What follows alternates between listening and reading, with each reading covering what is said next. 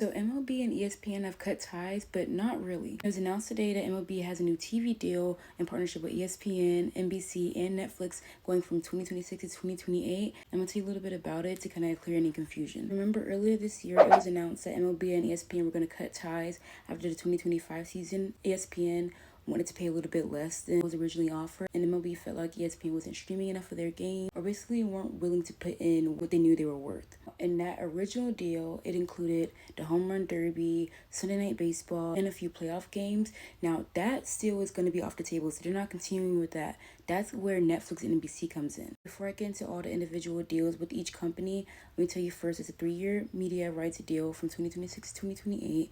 And so ESPN will still have MLB, just not in the same capacity that it originally had it in. So they'll air 30-game packages each season on ESPN platforms. Fans will be able to access it now through MLB TV through the ESPN app. So now you won't only have to have the MLB app to watch MLB TV.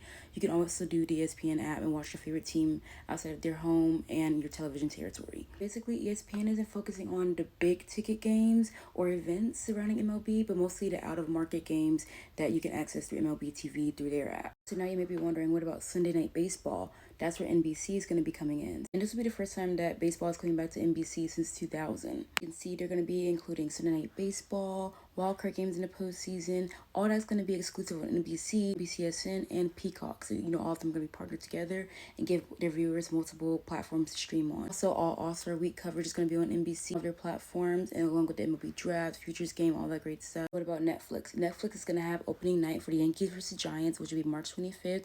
They will also have the home run derby, so ESPN had it first. Now Netflix will be streaming that.